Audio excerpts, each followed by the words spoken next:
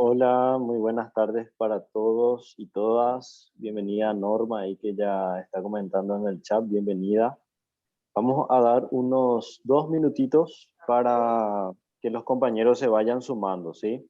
Si de por ahí pueden hacer una captura de pantalla y enviar también al grupo de WhatsApp, así también para que los demás compañeros puedan ir sumándose.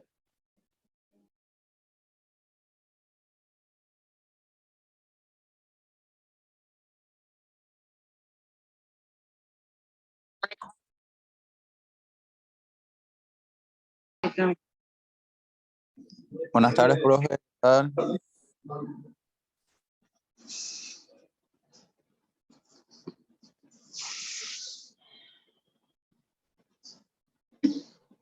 Buenas tardes, bienvenida Fátima, bienvenida Gloria, Heidi. Ninfa también, que siempre está presente. Hay Norma también, Ramona, Buenas Rodrigo, Shirley. tardes.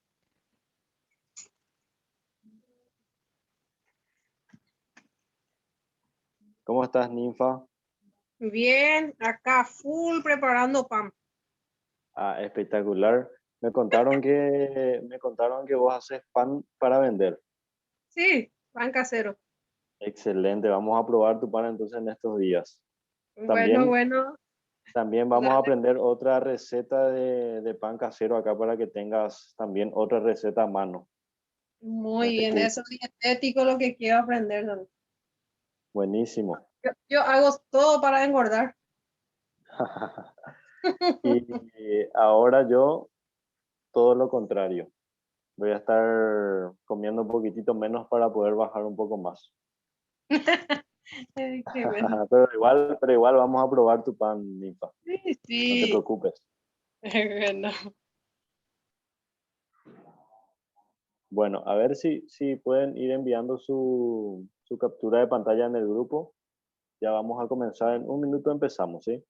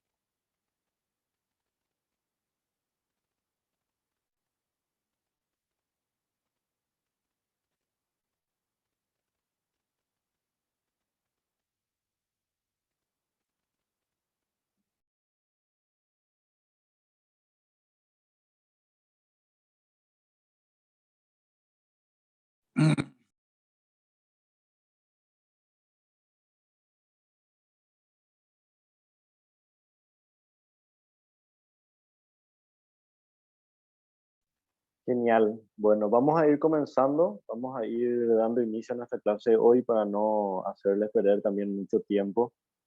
Entonces, bueno, ya estamos en la parte final de este último módulo, este módulo 6. Sí, ya estuvimos aprendiendo varias cosas en este módulo. Creo que este módulo es el módulo más importante previo a realizar recetas, ¿verdad? Entonces, es la parte más importante de nuestro curso y luego ya sería nada más poner en práctica. Sí, ya estuvimos viendo algunos cortes, ¿verdad? Algunos cortes que vamos a estar utilizando ya con sus nombres. Estuvimos también ya viendo cuáles son las herramientas adecuadas para poder trabajar. Estuvimos viendo la mise en place, qué es la mise en place, para qué sirve y por qué es recomendable trabajar con una buena mise en place. Ahora estuvimos viendo, también ya tienen materiales de apoyo en la plataforma, tienen videos explicativos. Entonces, para que ustedes ya puedan empezar a practicar, ¿verdad? Acuérdense que al cierre de cada módulo van a tener que realizar un video. Entonces, todo esto que estuvimos aprendiendo ya voy a estar teniendo en cuenta, ¿sí? El día de hoy vamos a aprender sobre lo que es la sopa el fondo, qué es un RUX, ¿verdad? ¿Para qué sirve? ¿Cuáles son algunos espesantes de salsas, por ejemplo, de salsas o de sopas? ¿Verdad? ¿Por qué? Porque eh, lo que le da sabor a una comida es un fondo, puede ser una salsa, puede ser una sopa, ¿verdad? Entonces, lo básico que tenemos que aprender es de qué está compuesto y cómo se puede hacer una salsa, una sopa y también un fondo, ¿verdad? Y cuáles son algunas diferencias también. También en este módulo vamos a estar aprendiendo algunas salsas madres básicas. ¿Qué vendrían a ser las salsas madres? Las salsas madres son salsas de las cuales se pueden derivar o pueden surgir otras salsas, ¿verdad? Un cocinero lo que tiene que aprender a hacer son salsas, ¿verdad? Entonces de las salsas básicas salen muchas otras salsas que varían de acuerdo a los ingredientes que que tiene esa salsa, ¿verdad? O esa preparación. Entonces, el día de hoy vamos a ver un poco qué es una sopa, ¿sí?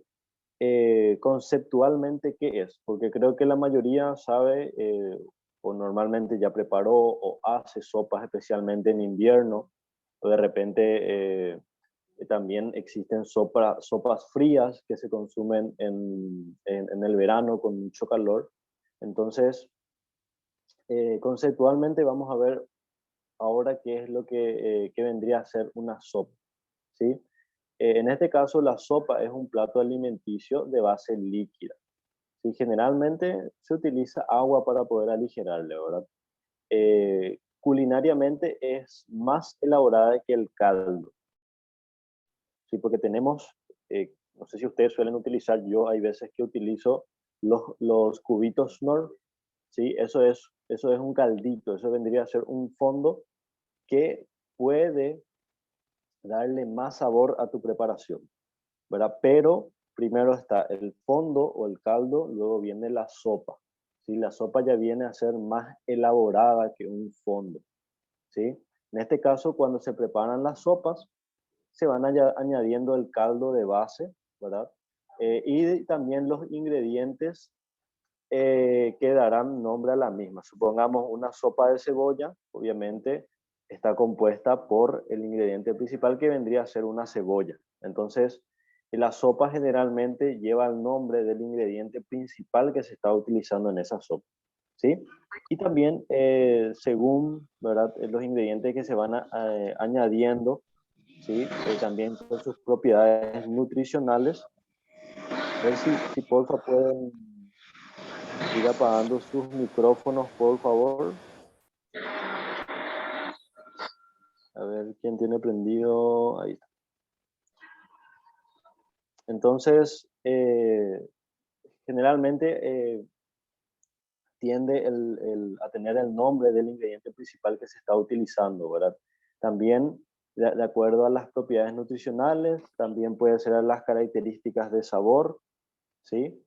Y la sopa toma nombre, por ejemplo, una sopa de pescado, sopa juliana, sopa de espárragos, sopa de cebolla, como ya les comenté también, que también vamos a estar aprendiendo a hacer una sopa de cebolla, ¿sí? Los condimentos empleados con frecuencia para una sopa son generalmente, puede ser la sal, la pimienta, pimentón, paprika, el perejil, ¿verdad? Generalmente tiene una gran base de especias, ¿sí? De especias que le dan aroma y sabor también a la sopa, ¿verdad? A la preparación, ¿sí? Existen también otros ingredientes que generalmente también se utilizan.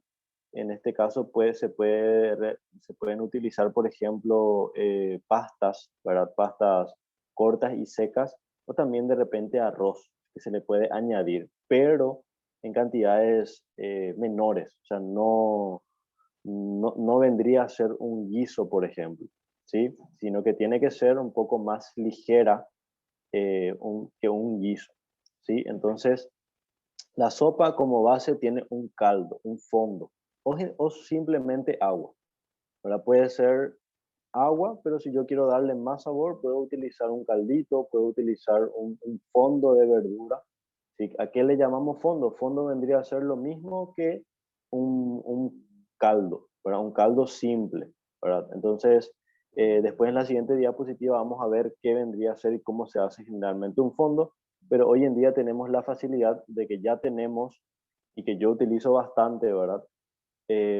Los caldos, los cubitos Knorr, ¿verdad? Que ya prácticamente es un fondo que te aporta mucho sabor a la comida, pero generalmente también se puede utilizar solamente agua, ¿sí? Tenemos una pequeña clasificación de las sopas, ¿verdad? Generalmente se pueden clasificar por su densidad, o sea que sería de acuerdo a si es más espeso, más ligero, o también se pueden diferenciar, como dije al comienzo, de acuerdo a su temperatura, ¿verdad? Podemos encontrar sopas frías. En España, por ejemplo, existe una sopa, el que es el gazpacho. El gazpacho es una sopa fría de tomates. Generalmente se consume bien fría en el verano, ¿sí? Y luego lo que más conocemos nosotros acá en Paraguay son las sopas calientes, ¿verdad? Que generalmente consumimos en invierno, ¿sí? Y en las características de la sopa, según su densidad, encontramos, por ejemplo, las sopas claras o livianas, en este caso, son mucho más líquidas, ¿sí? En las que el caldo determina el sabor, ¿sí? En esta categoría entran los consomés. ¿Qué vendría a ser un consomé? Un consomé es una sopa no muy elaborada, es una sopa súper ligera, a diferencia de una sopa de zapallo, por ejemplo, que normalmente es más espesa, ¿verdad? Entonces, existen las sopas livianas que están saborizadas con un fondo, pero también tienen otros ingredientes, ¿sí? Vendrían a ser unas sopas livianas, casi parecidas a un fondo, solamente que tienen un poco más de trabajo, ¿sí? Luego tenemos las sopas o cremas, ¿verdad? Sopas ligadas o cremas, en este caso se trituran los ingredientes cocidos, ¿verdad? Pueden ser generalmente verduras. Por ejemplo, hervimos con agua un zapallo o hervimos cebolla y después pues generalmente procesamos y hacemos un puré. En este caso vendría a ser una sopa más espesa, ¿sí? Generalmente se le llaman veloutés, sopas, ¿verdad? Por ejemplo, también se le puede inclusive añadir un espesante más como un roux, ¿verdad? Vamos a ver qué es un roux en la siguiente diapositiva, que es un espesante. Se le puede añadir también yema de huevo, por ejemplo, para darle más espesor, ¿sí? Entonces, generalmente las sopas o cremas, ¿verdad? Son sopas que se utilizan, donde se utilizan generalmente verduras, ¿verdad? Para espesar, ¿sí? Entonces tenemos las sopas claras, tenemos las sopas ligadas o las sopas cremas, ¿sí? Y por último tenemos los potajes, que en este caso generalmente son de legumbres y son un poco más espesas, ¿verdad? Generalmente se utilizan legumbres por lo general para realizar estas sopas, ¿sí? Y también tenemos algunas otras características que pueden ser sopas especiales, ¿verdad? También tenemos sopas nacionales que pueden ser sopas típicas de cada país, ¿verdad? Y tenemos las sopas de verduras, ¿verdad? Que generalmente su base es un fondo de res o de verdura, ¿verdad? Y generalmente se utilizan verduras de la temporada, ¿verdad? Para poder enriquecer, agregarle sabor, se puede agregar también un poco de carne, ¿verdad? Entonces, estas son algunas características de las sopas, ¿sí? Entonces tenemos sopas ligeras, ¿verdad? Que pueden ser un consomé, pueden ser sopas no muy elaboradas. Luego tenemos las sopas o cremas, que como su nombre lo dice, la textura es un poco más cremosa, ¿sí? Y luego tenemos también algunas sopas especiales o sopas tradicionales en cada país. Tenemos las sopas de verdura, ¿verdad? Que generalmente se utilizan verduras de la época, ¿sí? Bueno, algunas observaciones, ¿verdad? En este caso, algunas observaciones para poder tener en cuenta algunos datos, ¿verdad? Que podemos manejar y utilizar.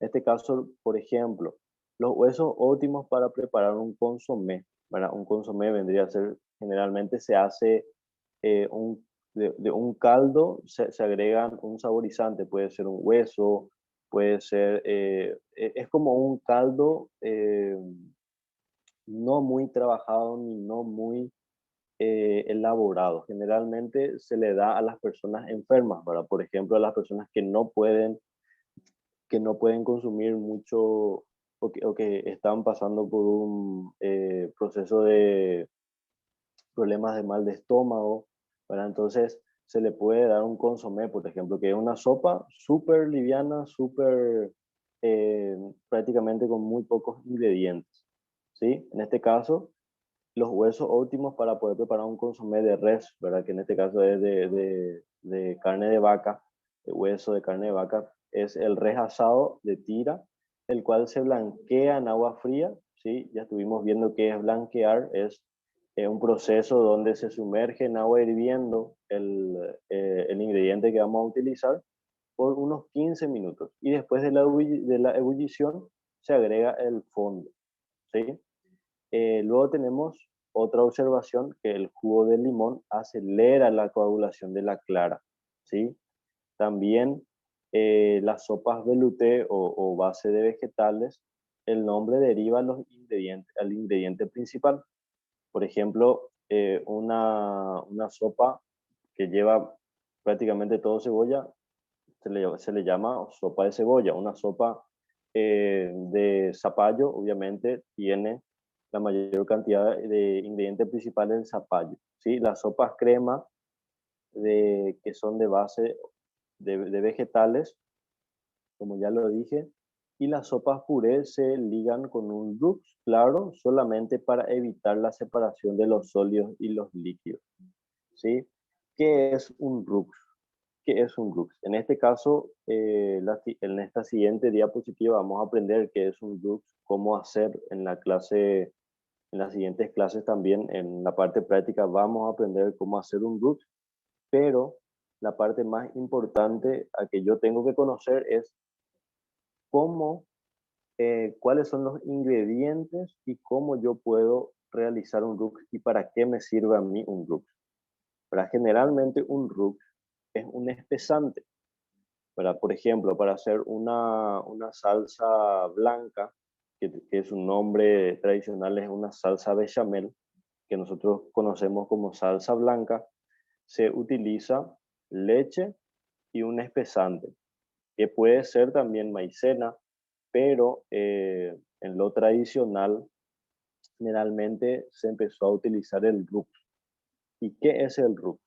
¿Sí? El RUX es un espesante, en este caso es una mezcla cocinada de harina y manteca en cantidades iguales. ¿Verdad? ¿Qué vendría a ser esto? Supongamos, tengo 10 gramos de manteca, tengo que tener 10 gramos de harina. ¿Sí? Entonces tengo 10 gramos de manteca, 10 gramos de harina. También el proceso de elaboración, ¿en qué consiste? Consiste en, ponemos en una pequeña sartén, ponemos nuestra manteca a derretir a fuego no muy fuerte para que no se queme nuestra materia grasa. Entonces, una vez que se derrite la manteca, agregamos de una la harina que tenemos. ¿Verdad? Por eso es importante que en la cocina, ¿verdad?, podamos trabajar con medidores, ¿sí? Balancitas, de repente jarras medidoras, ¿verdad? Entonces, en la cocina profesional, todo se tiene que pesar o medir, ¿verdad? ¿Por qué? Porque ahí yo puedo saber cuánto estoy gastando y cuánto estoy utilizando para hacer esa preparación, ¿sí? Entonces, el RUX es mitad de harina, mitad de manteca. Y en este caso, ¿a mí para qué me sirve?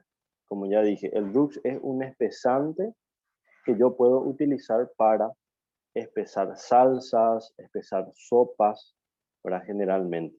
¿Sí? Nosotros vamos a aprender, vamos a realizar un RUX para poder hacer una salsa blanca que su nombre original es la salsa bechamel. En este caso, existen tres tipos de RUX, ¿sí? ¿Y en qué varían? Lo único que varían es en el tiempo que está en el fuego ese RUX, ¿verdad? Tenemos el RUX claro, que es básicamente derretir mi manteca, mi materia grasa en mi sartén.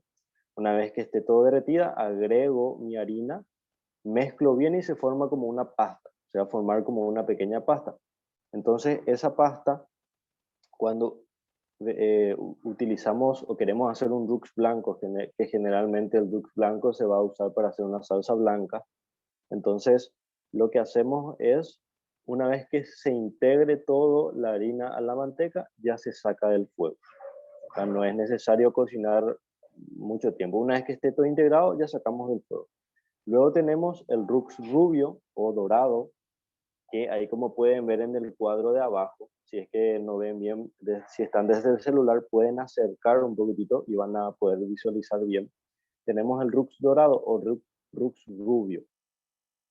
¿Para qué tipo de salsas se utilizan? Se utilizan para salsas un poco más oscuras, ¿verdad? ¿Por qué? Porque yo no puedo utilizar un RUX dorado para una salsa blanca. ¿Por qué? Porque le va a teñir, o sea, le va a dar un color un poco más oscuro. Entonces nosotros no buscamos eso en una salsa blanca, ¿sí? Entonces, ¿cómo se realiza o cómo se puede llegar a un RUX rubio? El mismo proceso. Derrito mi manteca o mi materia grasa, agrego mi harina y cocino por de 3 a 5 minutos.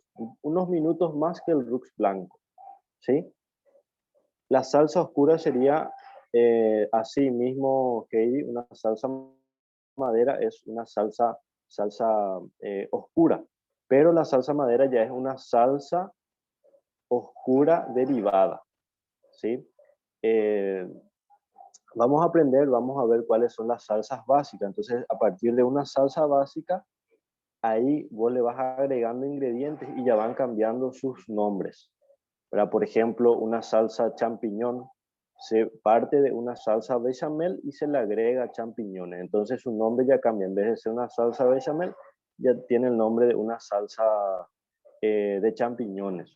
Entonces una salsa madera parte de una salsa oscura, ¿sí? Y a partir de ahí cambia su nombre, ¿verdad? De acuerdo a los ingredientes que va teniendo esa salsa. Tenemos el RUX oscuro. Para el RUX oscuro se utiliza lo mismo, manteca, harina, en iguales cantidades, solamente que se cocina por de 5 a 7 minutos más, ¿verdad? O sea, se tiene un poquitito más de tiempo en el fuego. ¿Para qué? Para que agarre color. Entonces, yo espeso con mi RUX oscuro salsas madres oscuras o salsas oscuras. ¿Verdad? Que en este caso tenemos la demi-glace y otras salsas que ahí vamos a ver en las siguientes diapositivas. ¿Sí? Entonces, esta parte es muy importante porque de repente en las recetas van a encontrar RUX directamente. O sea, van a encontrar 20 gramos de RUX. Entonces, ¿qué pasa? Yo tengo que saber, bueno, me dice RUX, yo ya sé, si tengo 20 gramos de RUX, si me pide 20 gramos de RUX, bueno, yo tengo que, ya sé que tengo que utilizar 10 gramos de manteca, 10 gramos de harina. La suma forma 20 gramos de RUX.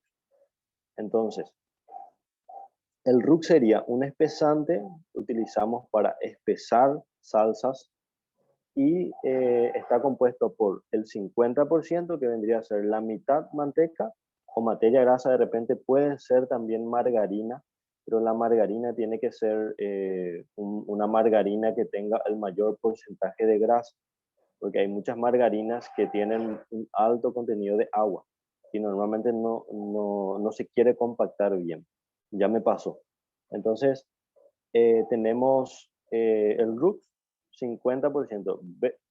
Un ejemplo, 20 gramos de RUX sería 10 gramos de harina, 10 gramos de manteca o de materia grasa. ¿Cómo es el proceso para conseguir el RUX? Derretimos a fuego medio bajo la manteca sin quemar y agregamos de una la harina, ¿sí? Mezclamos bien hasta formar una pasta. Si van a ver luego cómo se va quedando como como una pasta espesa, ¿sí?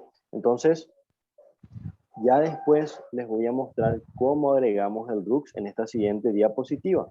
En este caso, normalmente no se le agrega por agregar. ¿Verdad? ¿Por qué? ¿Qué pasa? De repente se puede agrumar. Como que tiene harina, que es un almidón, se tiende a agrumar, ¿verdad? Entonces, ¿cuál es el proceso para agregarle un Rux a mi, ya sea a mi sopa, ya sea a mi leche para poder espesar? ¿Verdad? En este caso, la propiedad de este proceso es no incorporar el Rux en el mismo estado físico, ¿sí? Que sería, supongamos, el mismo estado físico sería, si mi leche está caliente, mi Rux no puede estar tampoco caliente, ¿sí? Eh, ¿Por qué? Porque este mecanismo se puede efectuar de la siguiente manera. En este caso tenemos el Rux frío, ¿sí? Es incorporando a un fondo caliente y proceder a batir. Para batimos de manera manual nomás, con la mano. ¿Sí? En este caso, logrando una dispersión de todo el Rux en forma pareja y homogénea, en el mismo estado físico de temperatura en el que se encuentra el fondo de cocción. ¿Sí? Es muy importante, explicando, a veces es un poco complicado, ¿verdad? Para que entiendan si es que nunca hicieron, pero vamos a tener videos en la cual vamos a poder practicar para que ustedes puedan ver, pero básicamente la recomendación es no agregar el Rux. Si mi Rux está frío, mi leche o mi fondo o la preparación que quiero espesar tiene que estar, si es que mi Rux está frío, mi preparación tiene que estar caliente. O viceversa, si mi Rux está caliente, mi preparación tiene que estar fría. ¿Sí? Entonces, en este caso, incorporar el Rux, el fondo frío y lograr el mismo efecto anterior, siempre el componente frío se agrega caliente sobre el fuego. ¿Sí? La mayor viscosidad del Rux se alcanza en el punto mayor de gelatinización, ¿sí? De la harina. O sea que llega a una temperatura de los 79 a 90 grados en el fuego y ahí es donde eh, ese cambio de temperatura hace que la harina se empiece a espesar, ¿verdad? O sea, por eso es que llevando a fuego únicamente, yo voy a espesar mi salsa. Generalmente el Rux se utiliza para espesar salsas calientes, ¿sí? Generalmente se utiliza para espesar salsas calientes, ¿sí? Entonces, es muy importante que al iniciar la ligazón, la temperatura del fluido esté cerca de los 80, donde el Rux se podrá disolver lentamente y sin formar grumos, ¿sí? Llevando luego a ebullición. Vamos a ver por qué después es muy importante ir agregando de a poco y también es porque es muy importante mezclar, ¿verdad? Mezclar bien en el fuego. Así que la recomendación que ustedes tienen que saber hasta acá es el Rux, de qué está compuesto el Rux, 50% manteca, 50% harina. ¿Para qué sirve? Es para espesar salsas, ¿sí? Y también que lo importante es que a la hora de integrar, mi Rux esté frío o caliente y viceversa el líquido que quiero espesar, ¿sí?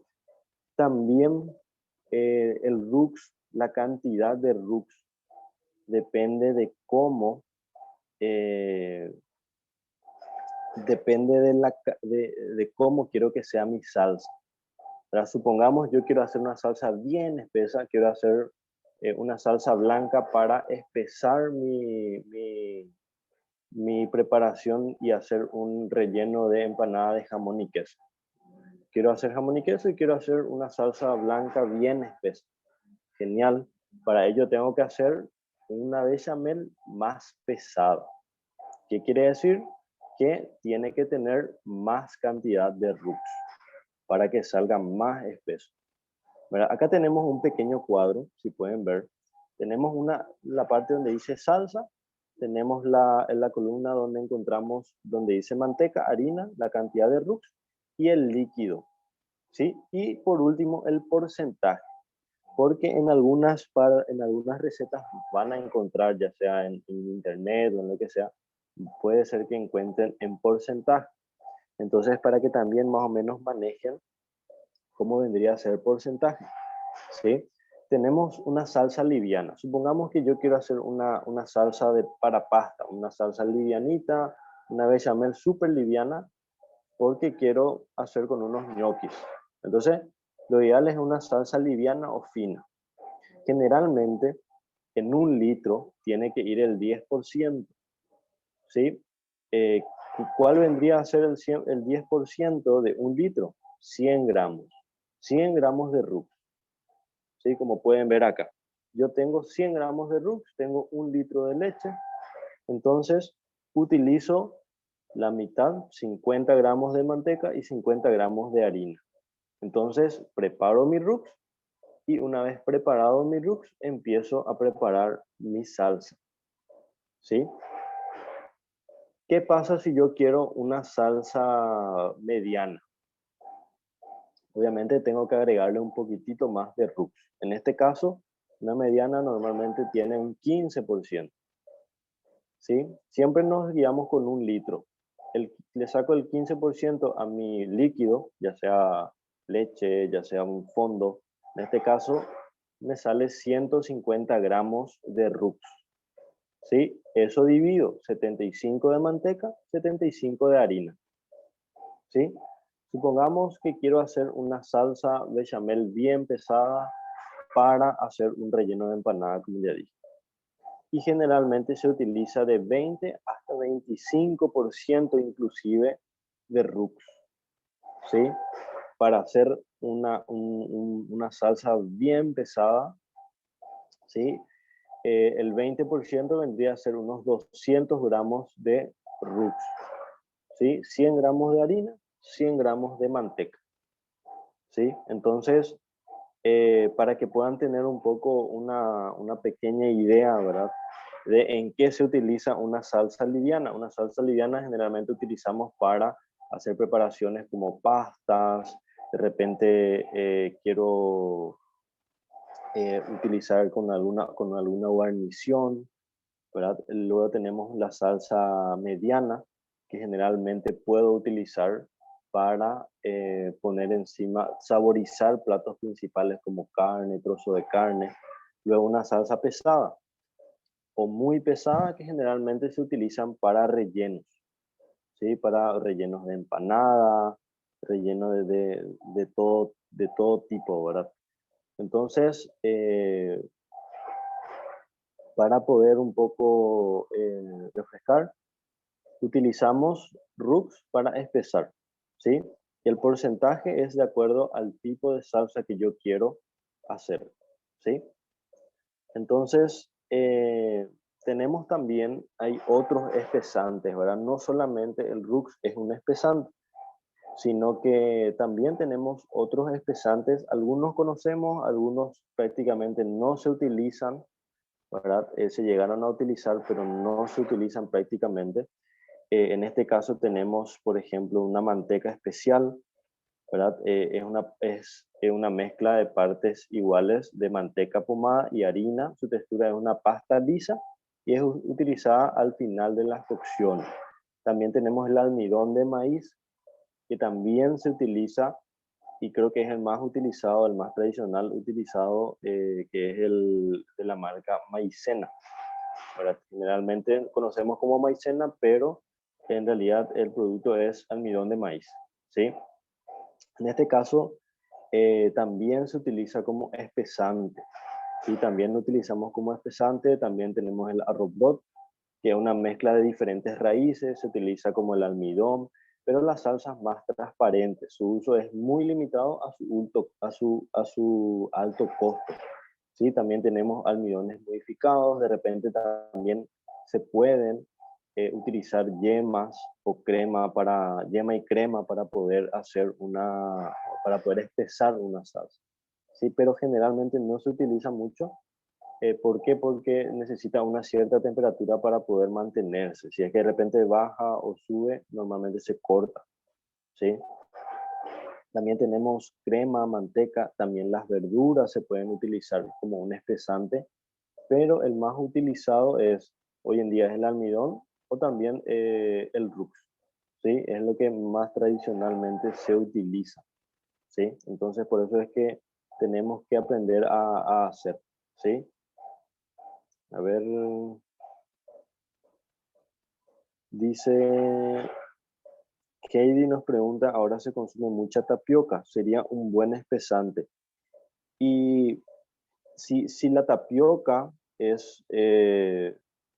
depende mucho de qué tipo de salsa quiero hacer, ¿verdad? Porque si quiero una salsa muy fina, si quiero una salsa fina, creo que la tapioca no va a ir mucho, puede que forme grumos, ¿verdad? Pero si es que quiero una salsa un poco más, no tan lisa, no tan suave, puedo utilizar ya que también es un almidón, pero o sea, también tiene almidón. Entonces, el almidón, al llegar a una cierta temperatura de cocción, como expliqué, se cambia su composición y se empieza a espesar. Sí, por eso es que todos estos, generalmente los almidones tienen que llegar a una temperatura de casi 90 grados para poder gelificarse, ¿sí? Pero también se puede utilizar.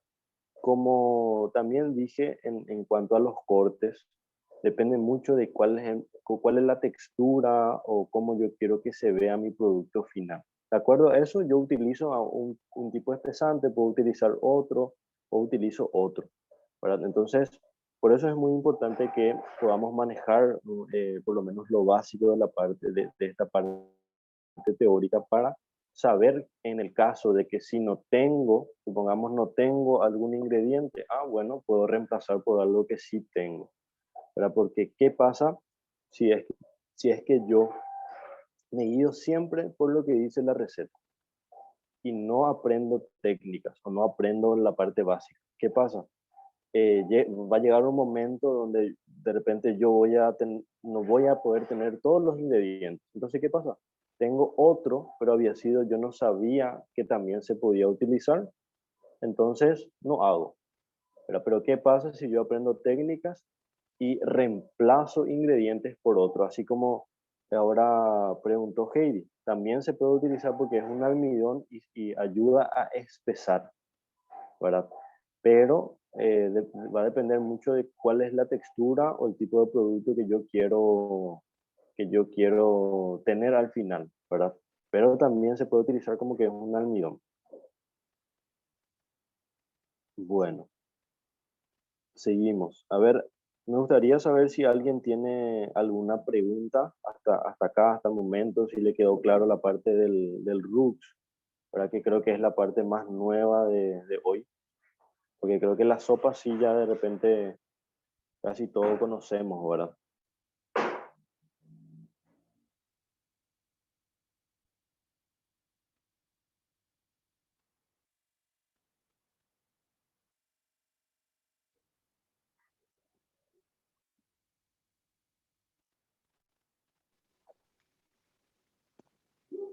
Sí, yo entiendo, profe.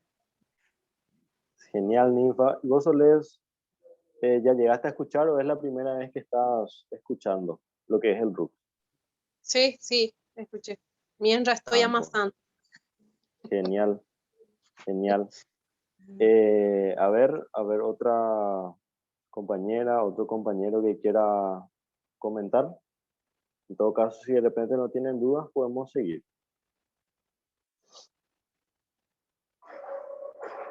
¿Entendió, profe? Buenísimo, Rodrigo, súper. Bueno, entonces, de repente si tienen dudas ahí, a ver, todo claro, dice Norma, genial. Bueno, eh, bueno, vamos a seguir un poco de algo también muy importante que todo cocinero tiene que saber, que son las salsas. ¿Verdad? ¿Qué vendría a ser la salsa? ¿verdad? ¿Qué es la salsa? De repente escuchamos mucho salsa, eh, siempre encontramos, nos vamos a cenar en algún lugar, encontramos algún tipo de salsa, ¿verdad? Pero ¿qué vendría a ser y por qué es muy importante y por qué es una de las bases de la cocina? ¿Sí? En este caso, una salsa se puede definir como un líquido sabroso, ¿sí? Usualmente es pesado, el cual es usado para condimentar, saborizar y realzar comida, ¿verdad? O sea que la salsa tiene que ser un líquido muy sabroso, rico, le tiene que dar, también depende mucho de cuál es mi producto final. De repente puede ser en una pasta, por ejemplo, la pasta se sumerge en la salsa.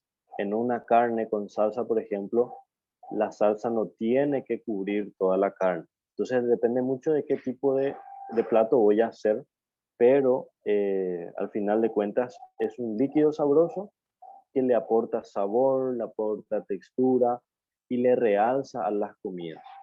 Ahora, las salsas son una combinación de alimentos creados por el cocinero para buscar un perfecto contraste con el plato principal.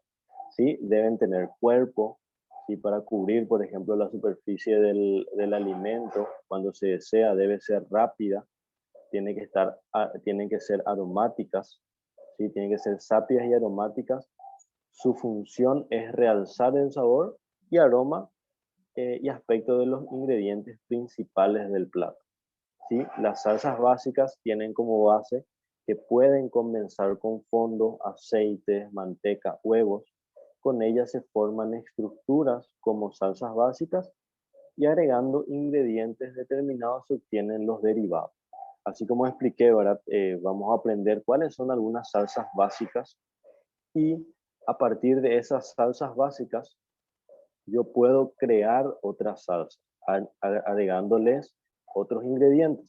Entonces yo de repente de una salsa básica bechamel, que es la tradicional salsa blanca, yo le puedo agregar, por ejemplo, cheddar y se puede convertir en una salsa cheddar, le puedo agregar champiñones, se puede ya se cambia, obviamente agregándole de repente otros ingredientes, pero siempre parten de una salsa básica, a excepción de algunas salsas que no tienen nada que ver con las salsas básicas, pero son salsas también derivadas, ¿verdad?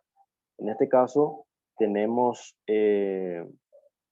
¿cuál es un servicio de salsa antes de entrar en cuáles son las salsas básicas? Las salsas deben tener un perfecto contraste con el plato principal, ¿sí? También la salsa se puede servir por separado, así como normalmente comemos una papa frita, de repente nos traen un pote de salsa, ¿verdad? Separada, por ejemplo, una salsa de ajo, es una salsa derivada de la mayonesa. La mayonesa es una salsa madre fría, ¿sí? Y se le agrega ajo y ya es una salsa derivada de una salsa madre, ¿verdad? Entonces, la salsa no debe cubrir, por ejemplo, por completo el trozo principal. Supongamos tengo un trozo de carne, voy a darle sabor con una salsa, no puede cubrir todo el trozo del plato, por ejemplo, ¿verdad? También para poder identificar cuál es el alimento salseado. Ahora, supongamos, mi salsa no puede tener mayor sabor que mi trozo de carne, por ejemplo, ¿sí? También los trozos principales, rellenos, que son sometidos a fileteado, no se bañan con salsa. Este debe ir como base. A los costados se tiene que ver el relleno. Ahora, supongamos tengo un matambre relleno y le quiero agregar una salsa. Bueno, lo ideal es hacer una base de salsa y encima o al costado le agrego en mi salsa y luego agrego mi trozo de matambre relleno o del trozo de carne relleno que sea, ¿verdad? Esa es la manera correcta de servir, ¿sí? Cuando el plato fuerte principal tiene un trozo principal compuesto por dos piezas, ejemplo, un tournedos, que es un trozo de carne, solo se cubre con salsa uno de ellos. Si es que tiene dos trozos, generalmente se cubre solamente uno, ¿sí? También la salsa no tendrá que superar el 80, ¿verdad? 80 cc, que debería haber suficiente para que el comensal terminara su trozo principal. Esto aplica en un producto al cual yo le pongo salsa encima o le acompaño con una salsa. No aplica en un plato de pasta, por ejemplo, que obviamente tiene que ser una mayor cantidad y mi pasta tiene que sumergirse en la salsa. ¿Sí? ¿Cuál es la familia de las salsas, verdad? ¿Cómo está compuesto? ¿Sí? Generalmente una salsa madre está compuesto por un líquido y un agente espesante. Así que puede ser Rux, puede ser un almidón, puede ser otro tipo de espesante. Y ahí se convierte en una salsa madre. ¿Sí? Por ejemplo, una salsa madre, ¿de dónde parte? Es una salsa madre y o una salsa madre secundaria, ¿verdad? Un sabor adicional y se convierte en una salsa derivada. ¿Qué es una salsa madre? Para empezar, una salsa madre son las salsas consideradas básicas dentro de la gastronomía. Se le llama salsa madre porque a partir de ella se elaboran salsas madres secundarias y también una enorme cantidad de otras salsas llamadas salsas derivadas. ¿Sí?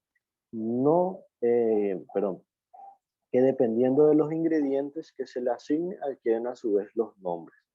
Pero en este caso acá tenemos una tabla que tenemos una pequeña clasificación de cuáles son las salsas madres oscuras, salsas madres claras, salsas madres emulsionadas calientes y salsas madres emulsionadas frías.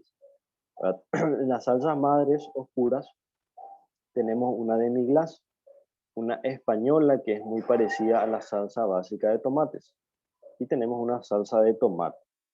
Entonces de una salsa de tomate pueden salir una salsa pomodoro, pueden salir infinidades de salsas derivadas. ¿Sí? Entonces, una salsa de tomate es una salsa básica, es una salsa madre, oscura. ¿Sí?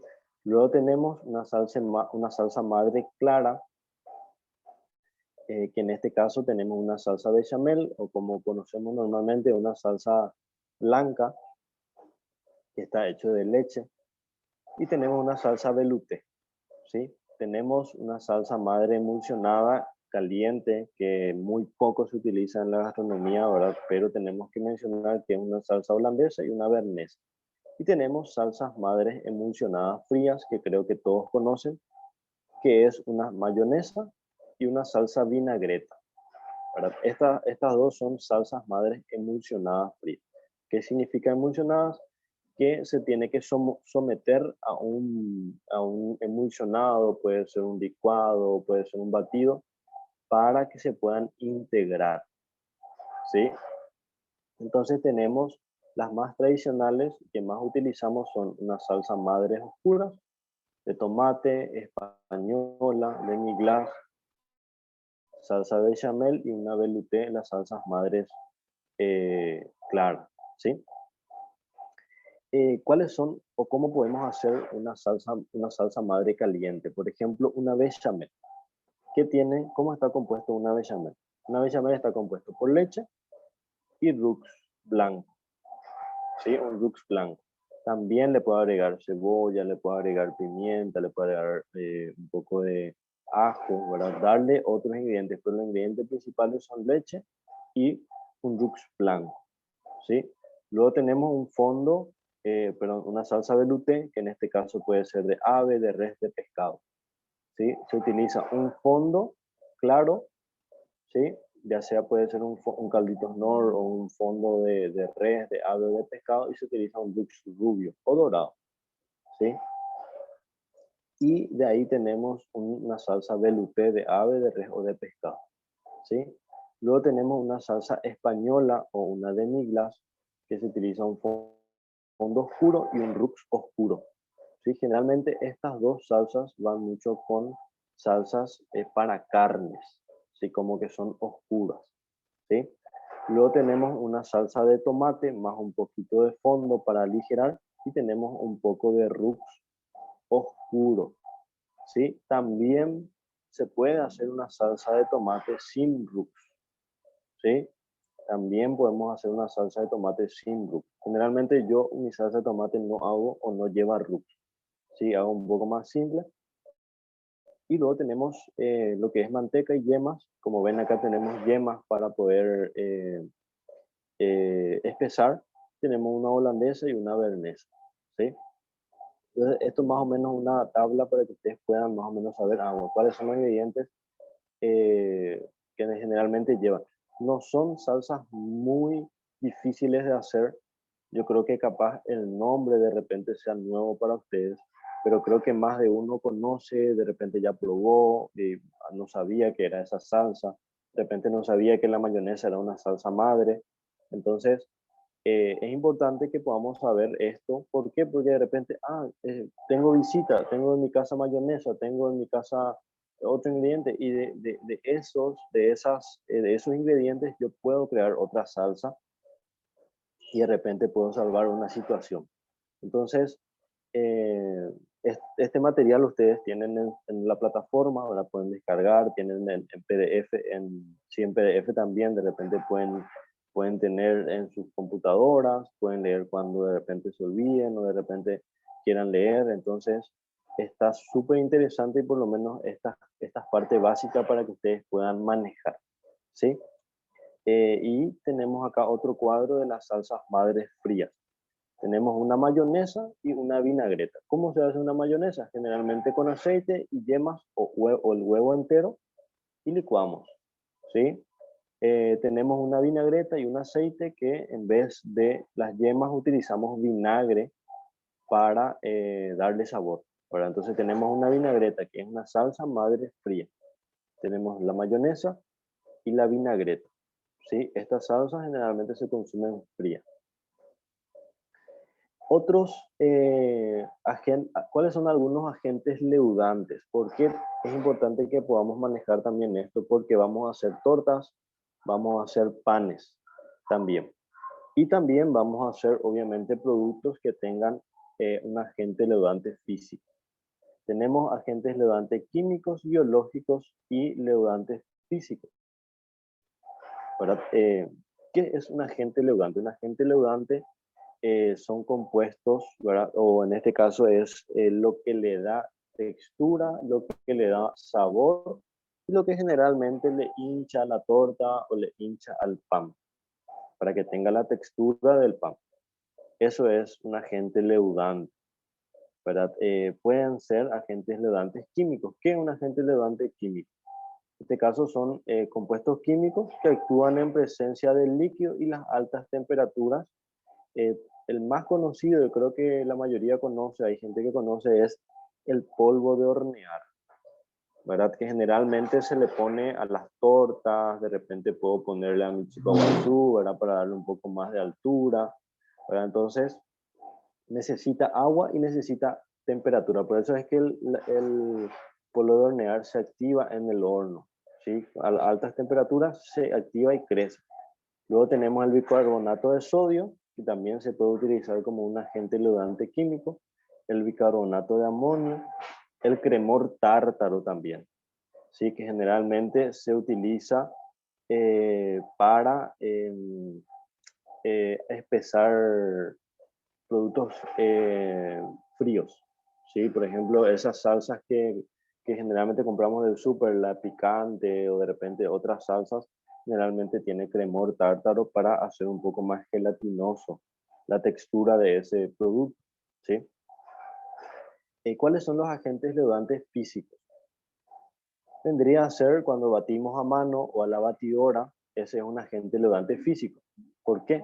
Porque utilizamos la fuerza física para que se incorporen, en el huevo especialmente, se incorpore partículas de aire. Entonces eso hace que se hinche.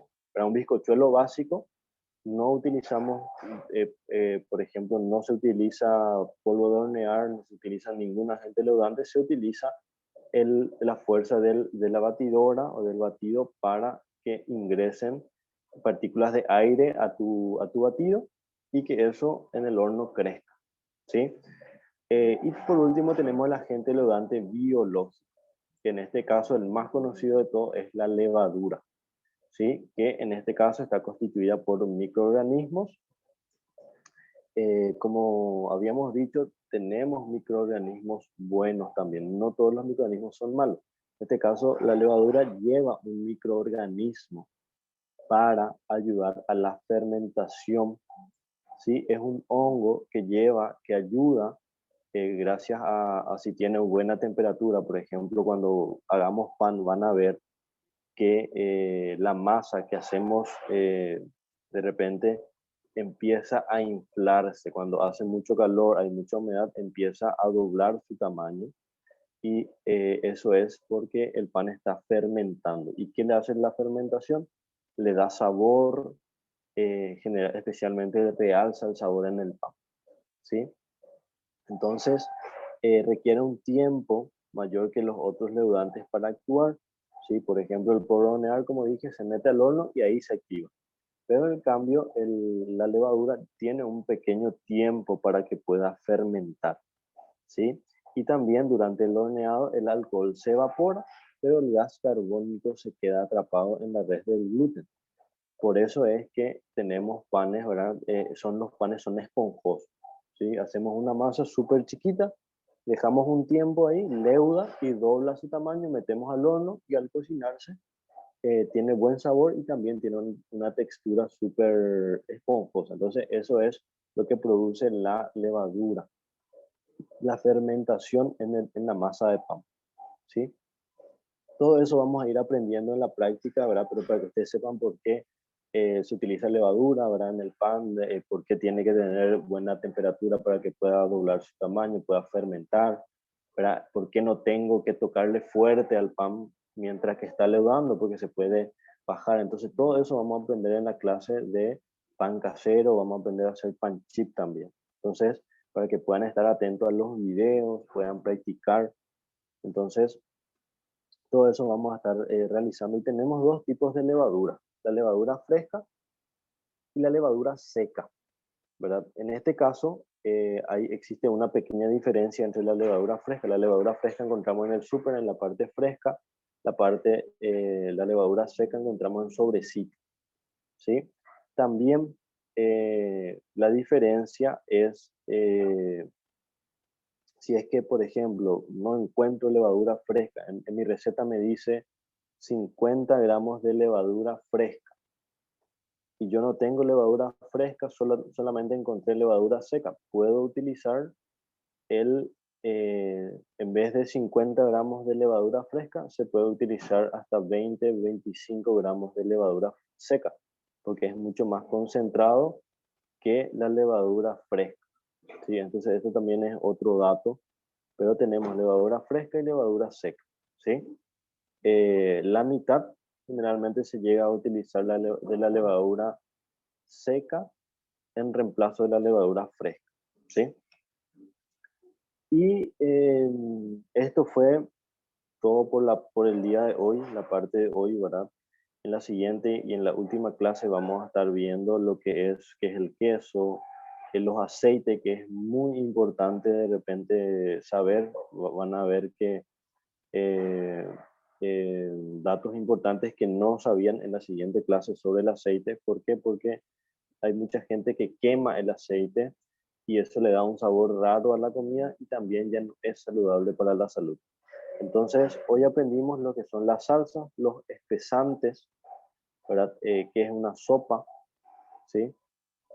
Y algunos agentes leudantes que vamos a utilizar, entre polvo de hornear, también levadura y la fuerza del batido para poder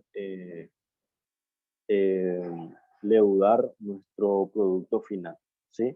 Entonces me gustaría saber si alguien tiene alguna pregunta, algo que les gustaría aclarar en este momento antes de poder cerrar la clase de hoy.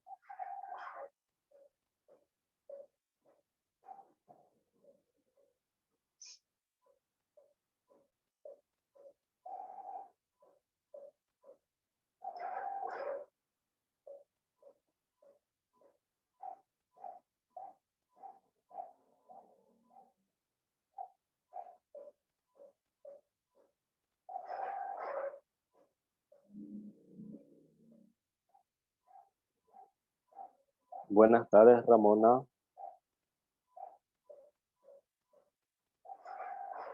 Súper, genial.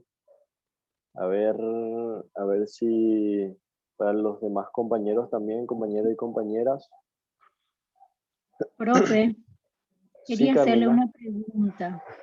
Sí. Yo soy Carmen, pero el nombre de mi nieta no me ocurre como... Súper, Carmen. Súper, no hay problema. Bueno, yo quería hacerle una consulta. Sí, Resulta ser que antes yo usaba mucho el Carlos Nord sí, y después me dijeron de que no consuma ese caldito porque produce con el tiempo seguramente, ¿verdad? Que es sí. cancerígeno. Y entonces yo de aquella vez dejé de usar. Sí, la verdad ¿Y que qué esa, información tenés, profe? sí, yo tengo la misma información que vos, Carmen. De hecho, que tiene para poder mantenerse con esa textura y con para que pueda mantener el sabor, se utiliza una sustancia que ahora mismo no recuerdo, pero que con el tiempo produce cáncer, ¿verdad?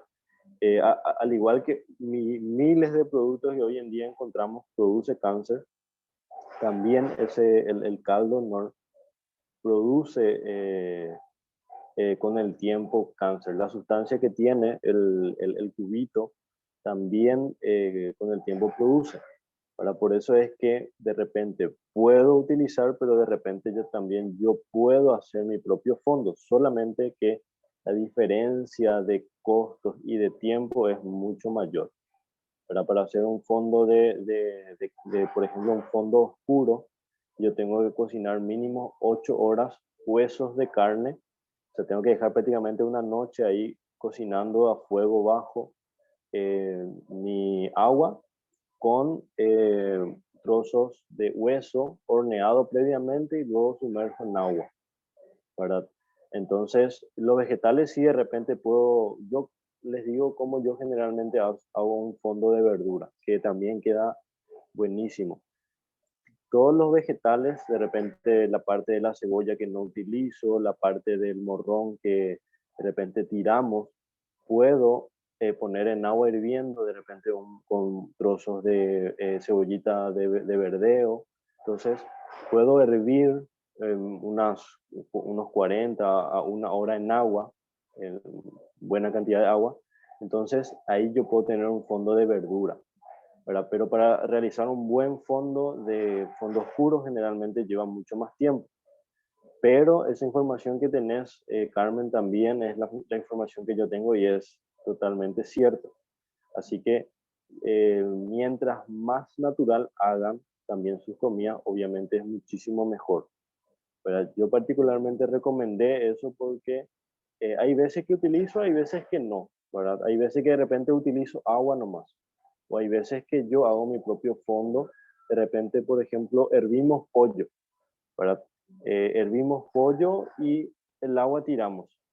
En cambio, esa agua que de repente tiene esa grasita, eso yo puedo guardar, puedo congelar y eso es lo que le da sabor a la comida. Pero eso también vamos a aprender.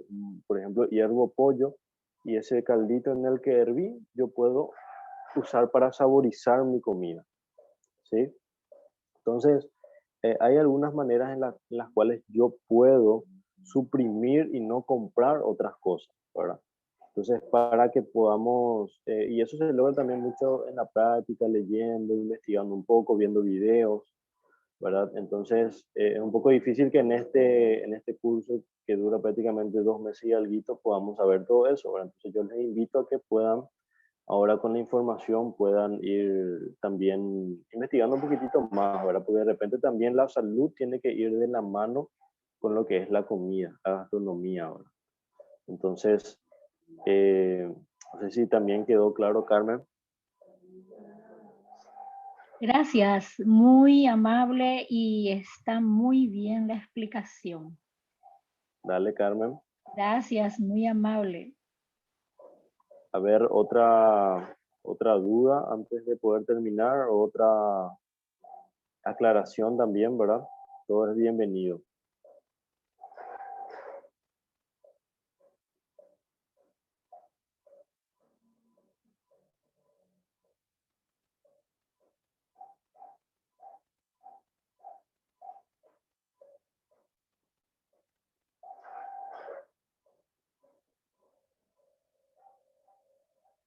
Bueno, entonces creo que es todo por el día de hoy. Profe, Sí, Heidi, ¿qué tal? Justo a tiempo. sí, te quería comentar más o menos. Es el glutamato monosódico, es el que se le considera como cancerígeno o sea, al ingrediente que se considera cancerígeno en los calditos, estos cubos Nord o cubos Sí, Magic o esos cubitos sí, para caldos. Su consumo también es contraproducente por la gran cantidad de sodio que contiene, por eso es que muchas veces los nutricionistas no convienen, o sea, no recomiendo. indican su consumo diario. Ahora, Sí, es distinto si vamos a hacer una salsa una vez al mes o una vez cada 2 o 3 meses. El glutamato monosódico afecta, sí, a las células de nuestro cuerpo. Es ahí entonces que eh, va como un potencial, eh, no me viene la palabra, causante del cáncer. sí. Muchas gracias, Heidi, la verdad, por buscar, ¿verdad? Esa era la sustancia que no me acordaba. Creo que es la encargada de que la concentración de sabores se quede en el cubo, ¿verdad? Eso es lo que hace que en un cubito podamos encontrar una buena cantidad de sabor, ¿verdad? O sea, hacen el mismo proceso que yo estuve comentando, solamente que para que se pueda encontrar en un cubo, se le agregan esa sustancia y creo que otras más, ¿verdad? Entonces, muchas gracias, Heidi, por la información también. Así que glutamato monosódico. Sí, profe. Y por eso es que se recomienda el uso de medio cubo, creo que en 2 o más litros de agua. Sí, Entonces el glutamato monosódico empieza a desaparecer al ir hirviendo el agua. Muchas veces la gente un cubo entero agarra y le tira directo a su salsa de tomate, por ejemplo. así Entonces mismo. es ahí donde se potencia el glutamato monosódico más el sodio y nos empieza a enfermar. Claro. Lo ideal luego es que podamos hacer nuestros propios fondos, ¿verdad? De repente yo puedo, así como dice Heidi, ¿verdad? Ponerle medio cubo o de repente ponerle un cubo, pero en más cantidad de agua. Entonces tengo una concentración de sabor también. Lo que buscamos, acuérdense que con los fondos es darle sabor nada más a una sopa o a una salsa, ¿verdad? De repente mi salsa pueden tener también otros ingredientes que también le van a aportar sabor y hacer un poco más espeso. Entonces, vamos a aprender, yo les voy a mostrar cómo normalmente yo hago mi fondo, especialmente de verduras. Como les dije, también el fondo de pollo también se puede sacar al hervir pollo. Y esa agua podemos guardar en la heladera, podemos congelar inclusive, y eso podemos utilizar para darle sabor, para no utilizar estos productos, ¿verdad? Obviamente como que tienen conservantes también, tienden a ser menos saludables para la salud, ¿sí? Entonces, muchas gracias, Heidi. Profe, Sí, todo Carmen. lo que se exagera, pues siempre lo trae sus consecuencias y no todas las veces vas a estar haciendo tu salsa utilizando ese producto, ¿verdad? De vez en cuando, como Claro, dijo Heidi, podemos estar utilizando y no todas las veces. claro, claro. Así como dijo también, Muchísimas gracias, creo que profe. super Carmen. Así también como dijo Heidi, también hay gente que directamente el cubo tira por ejemplo, en su boloñesa o en su salsa de tomate, ¿verdad? Entonces, ahí prácticamente no está utilizando ningún líquido, ¿verdad? Entonces, por eso es que es muy importante que podamos informarnos, tanto como para emprender o tanto como para conocimiento mío, la parte de la cocina, ¿verdad? Porque prácticamente es lo que más hacemos es cocinar todos los días, o sea, comemos todos los días, ¿verdad? Entonces, también tenemos que cuidar mucho también la parte, en realidad los restaurantes surgieron o viene de la palabra restaurant, que es restauración, ¿verdad? O sea que la idea es, aparte de comer algo rico, también pueda ser nutritivo, saludable para la salud del ser humano, ¿verdad? Por eso es que el plato también tiene que tener las proporciones adecuadas, ¿verdad? Por ejemplo, un plato de carne, lo ideal es consumir con ensalada. Por ejemplo, también mi plato principal de repente tiene que tener un carbohidrato, ¿verdad? Entonces, todo eso vamos a estar aprendiendo cómo emplatar, ¿verdad? Cómo tiene que estar un buen emplatado. Todo eso también, aparte de recetas, vamos a estar aprendiendo en estos días. Así que muchas gracias también por la participación, ¿verdad? Muchas gracias por estar presentes. Ahí también Heidi, que siempre le veo en todas las clases, así que espero que le esté sirviendo bastante, que la mejor parte también recién vamos a empezar. Así que les deseo a todos y a todas una excelente tarde y vamos a estar en contacto en el grupo de WhatsApp o también en mi privado de repente si tienen dudas para que yo les pueda ayudar. Así que estamos en contacto. Chao, chao. Chao, profe.